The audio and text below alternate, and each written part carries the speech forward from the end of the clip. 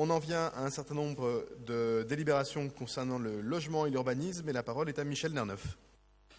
Merci. 4 petites délibérations, enfin petites mais importantes. La première concerne l'approbation des éléments financiers au 31 décembre 2016 de la concession d'aménagement avec la Soreca. Donc vous savez que la Soreca est l'outil maintenant principal de lutte, de détection et de préparation après insalubrité reconnue, de préparation des parcelles pour que les bailleurs puissent ensuite construire. Cette année, concernant le 18e, l'année 2016 plutôt, concernant le 18e, 2 parcelles ont été rajoutées, ont été achetées par la Soreca. Le 92 boulevard de la Chapelle, qui est un immeuble qui avait brûlé, un immeuble privé qui avait brûlé il y a un certain temps, et que donc la Soreca l'a racheté et donc le transmettre, je crois, à Paris Habitat, si mes souvenirs sont bons. Et le 7 rue Jean Robert aussi, autre immeuble qui nous pose des problèmes d'insalubrité depuis un certain temps. Il y a eu aussi, et c'est le travail de la Soreca, les évictions commerciales dans les immeubles qui ont été achetés, et des évictions commerciales ont eu lieu notamment au 40-42 rue Max Dormoy, là où un marchand de sommeil, qui a été mis d'ailleurs ensuite en examen, avait laissé pourrir la situation avec des immeubles dans des chambres dortoirs, où on retrouvait parfois une dizaine ou une douzaine de personnes à dormir, chacun payant bien sûr un loyer important. Et le 8 boulevard Barbès, autre immeuble insalubre qui a duré assez longtemps. Et enfin, l'éviction commerciale de la bijouterie a pu avoir lieu. Autre nouvelle en 2016, premières études de démolition ont été faites sur un projet emblématique du 32 bis rue des Trois Frères, Montmartre, donc, où un projet de Paris Habitat devrait bientôt voir le jour. Les travaux ont été achevés pour des opérations suivantes qui ont été préparées par la Soreca au 36 rue Marcadet, où nous pouvons voir maintenant un bel immeuble construit Paris 3F, au 21 bis, 23 rue Pajol, 60 rue Philippe de Girard, à l'angle donc dont on a parlé tout à l'heure, où l'immeuble dont nous avons posé la première pierre, ou tout au moins le maire a posé la première pierre avec la présidente de la SIAMP et Logis, et des Logis SIAMP, je ne sais plus dans quel sens on dit, mais de toute façon c'est pareil. Première pierre alors qu'on est déjà au 4e étage ou au 3e étage, mais c'est pas grave.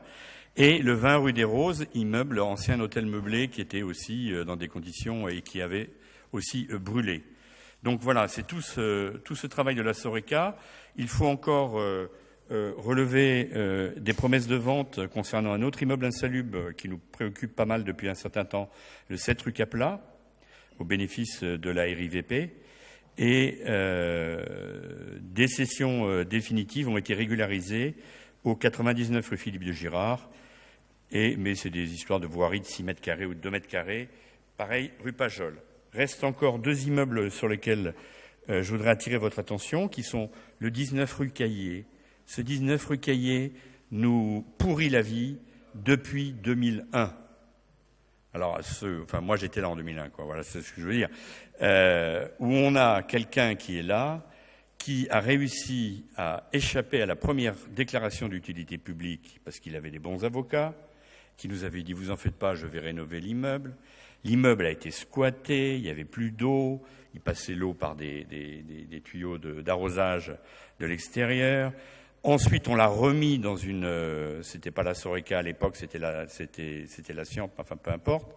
On l'a remis dans ces dispositifs. Le propriétaire a réussi encore à échapper.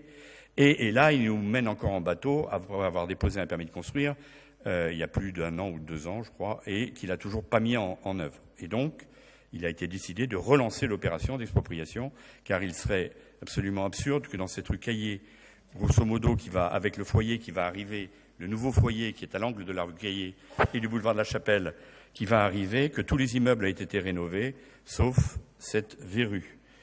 Et on a un autre programme de réhabilitation qui n'est pas achevé, mais sur lequel on continue à travailler, la Soreca continue de travailler, c'est le 9 passage Crachère. Voilà, tout ça évidemment change et permet d'adapter les financements que la ville peut pouvoir apporter à la Soreca en fonction de son travail et en déduisant bien sûr les sommes qui ont été acquises par la Soreca en revendant telle ou telle parcelle à un bailleur. Je vous invite donc à voter favorablement cette délibération. Merci beaucoup pour cette présentation dense, mais qui témoigne de la continuité de notre action, notamment sur le secteur Pajol, et ça fait partie des éléments centraux pour arriver à améliorer la vie dans ces quartiers. S'il n'y a pas de demande de prise de parole, je vais mettre aux voix cette délibération qui est pour unanimité. Je vous en remercie et je redonne la parole à Michel Nerneuf pour nous parler de la rue Léon. Alors là, il s'agit simplement d'une réadaptation par rapport à une garantie d'emprunt que nous avions votée déjà en 2015. Il se trouve que des travaux non prévus initialement, notamment de reprise de la superstructure et de l'infrastructure par micropieux, ont agrandi la somme, le prix de revient de cette opération.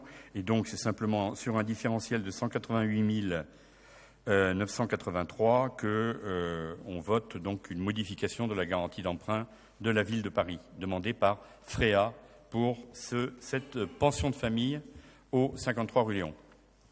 Pas de difficulté, unanimité. On en vient au site Dubois dont parlait notamment Daniel Vaillant récemment.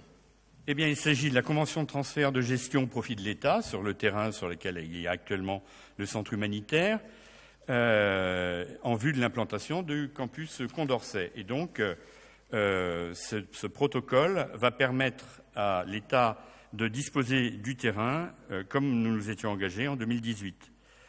Il est à noter que dans ce protocole, il y a aussi quelque chose d'intéressant pour la ville et pour l'action menée par la ville au bénéfice des étudiants, puisque dans la Convention, il est prévu qu'un local de 600 mètres carrés environ de surface utile sera destiné à un espace dédié aux initiatives étudiantes, à l'initiative étudiante, mais cette demande est une initiative de la ville. Donc voilà, je voulais simplement vous appeler à voter favorablement cette délibération qui nous engage à tenir les engagements que nous avons pris.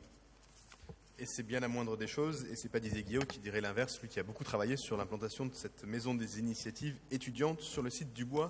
Je vais mettre aux voix cette délibération, pas de difficulté, unanimité. Je vous en remercie, et on finit par quelques régularisations. Zach Évangile. Régularisation foncière, Zach de l'Évangile, délibération du 4 mars 1985. Je fais ressortir tous les fantômes qui vivaient à cette époque, la Zach de l'Évangile. Jacques Chirac, elle n'a jamais été régularisée, ce truc. Donc, voilà. Et ils ont découvert maintenant, parce qu'on va devoir déposer un permis de construire pour recréer le centre d'animation, que le terrain sur lequel on va faire était toujours à la SAGI, puis à la RIVP.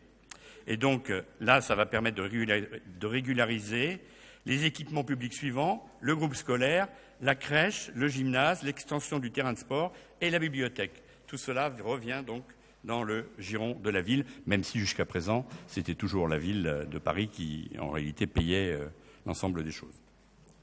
Je vais vous inviter bien sûr à voter cette délibération après avoir passé la parole à Pascal Julien qui l'a demandé. Je voulais juste profiter de ce que nous parlions de la ZAC Évangile pour dire qu'il me semble que le travail de concertation autour du chantier de la rénovation du centre d'animation est loin d'être à la hauteur de ce qu'il devrait être et que je souhaite vivement que, notamment en dialogue avec la communauté scolaire de l'école Tchaïkovski, on puisse retravailler sur ce sujet important et s'assurer que les travaux indispensables du centre d'animation pourront se faire sans nuire à la qualité tout aussi indispensable du travail des élèves de la maternelle en question. Pascal Julien.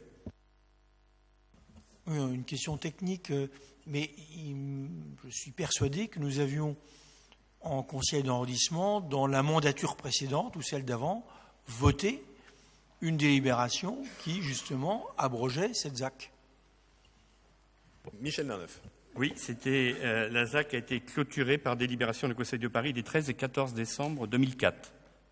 Mais elle était clôturée, mais après, on n'a pas été jusqu'au bout, parce que c'était le moment, je pense que le problème, c'était que c'était à la SAGI, en réalité.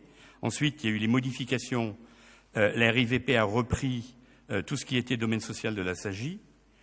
Ça a été un peu compliqué, et je pense que c'est à la suite de ça qu'il y a eu ensuite un oubli, et qu'on a laissé les choses se faire comme elles étaient. Pascal, Julien. Ouais, enfin, c'est quand même un petit peu inquiétant, parce que même moi je m'en souviens, c'est quand même parmi toutes les délibérations qu'on a votées, de ces délibérations techniques, c'est un peu inquiétant si on vote des délibérations pareilles qu'elles ne sont pas suivies des faits ou incomplètement. Voilà quoi, je suis assez surpris de ça. Michel Lerneuf, un dernier mot, et puis après Oui, on un pourra avoir dernier ce mot, dialogue parce entre vous. Elles ont été suivies des faits dans la mesure où c'est en 2006, en 2004 ça a été voté. En 2006, la SAGI a cédé une partie de ses actifs à la RIVP. Le problème, c'est que c'est après 2006 que, visiblement, il y a eu, du côté de la RIVP et du côté de la ville, enfin des deux côtés, il n'y a pas eu la bonne prise de décision ou de se rapprocher l'un de l'autre pour aller jusqu'au bout de l'affaire. Ceci dit, ça n'a pas eu de grandes conséquences sur la façon dont étaient gérés les différents équipements que j'ai cités, puisque c'était des équipements qui étaient gérés par la ville, mais ils étaient officiellement encore propriété de la RIVP. Et il n'est jamais trop tard pour bien faire. Je vais mettre aux voix cette délibération qui est pour unanimité. Je vous en remercie.